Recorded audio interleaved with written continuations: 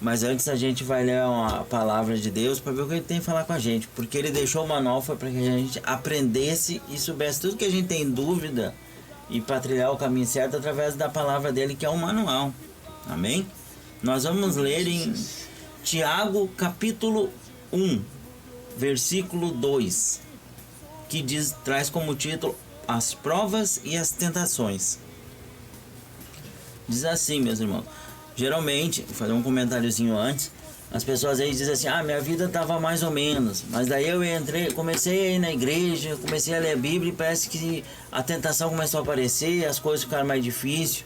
Mas isso é prova que às vezes tu está no caminho certo, porque quando o inimigo vê que tu está indo para o lado de Deus, ele vai se levantar e vai começar a botar prova, botar a tentação, e isso a própria palavra nos traz, como a gente vai ler agora aqui em Tiago capítulo 1, versículo 2, as provas e tentações.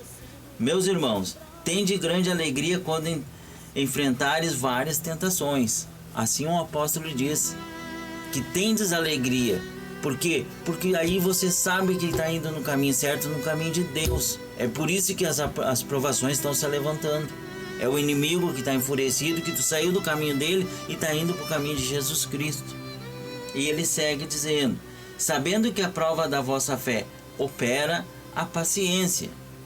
O que ele quer dizer com isso, meus irmãos? Que a gente tem que ter paciência. A prova da fé é a paciência. Às vezes as pessoas entram um dia na igreja e querem já sair abençoado, mas o tempo de Deus não é o tempo nosso. Melhor dizendo, Deus ele está acima do tempo porque ele criou o tempo. Então a gente tem que esperar em Deus. E a paciência é a prova mais cabal da nossa fé. Por isso que o apóstolo traz na palavra. Tenha, porém, a paciência a sua obra perfeita, para que sejais perfeitos e completos, sem faltar coisa alguma. E aí ele diz que a paciência é a obra completa, a obra perfeita, porque se tu tem paciência, tu vai fazer as coisas certas, tu vai seguir Deus e tu não vai te desesperar, tu vai dizer, não veio agora, mas Deus sabe o tempo certo e está na mão dele, ele vai me abençoar. A minha vida eu entreguei para ele. Pode a prova se levantar? Pode. Mas é porque o inimigo ele está indignado, ele está bravo, está revoltado que eu estou seguindo o caminho de Deus. E é nessa paciência que Deus vai operar. Porque ele vai ver a tua fé. E se algum de vós tem falta de sabedoria, peça a Deus, que a todos dá liberalmente, e a não lança em rosto e se lhe é dada. Ou seja, ele diz que se alguém precisa de sabedoria, precisa entender as coisas, peça a Deus.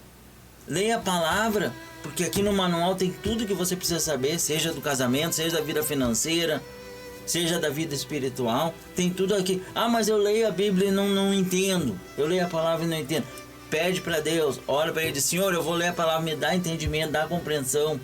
Vá na igreja, perto da sua casa, vá na nossa igreja, e acompanhe a palavra, a pregação, que você vai aprender. Que através do Espírito Santo, ele vai dar entendimento. Nós vamos passar palavra por palavra que eles nos der. Porque a gente faz segundo a obra de Deus, segundo o que Deus nos orienta. E ele vai dar. E peça sabedoria, assim como Salomão pediu. Ele podia ter pedido várias coisas. O que ele disse para Deus? Me dá sabedoria. E não foi o rei mais rico, mais famoso, mais poderoso. E ele pediu simplesmente sabedoria. Às vezes a gente não pede sabedoria para Deus. A gente tem aquele costume de querer fazer tudo da nossa maneira, do nosso jeito. Porque somos apressados. O ser humano tem isso de estar sempre querendo correr. Tudo para ontem. Mas Deus ele não age assim, porque ele tem a eternidade. Amém? E ele diz, não lança em rosto e se lhe é dada. Ou seja, se você ficar descontente, daqui a pouco baixar o rosto, que Deus vê que você não está tendo fé para acreditar, não está tendo paciência, ele vai ficar triste contigo. E isso não vai ser a obra perfeita, não vai mostrar a tua fé perfeita. E aí no versículo 6, peça porém com fé, em nada duvidando, porque a dúvida é semelhante à onda do mar, que é levada pelo vento e lança de uma parte para outra. E ele diz, peça com fé. O que tu for pedir para Deus, faça a oração e peça com fé. Faça o jejum, faça com fé. Não simplesmente, eu vou fazer para dizer que eu fiz. Porque às vezes tem pessoas que fazem um jejum e ficam com aquela cara murcha de sofrimento, de fome. Isso Deus não se agrada. Faça com fé. E Deus diz, peça com fé que será dado.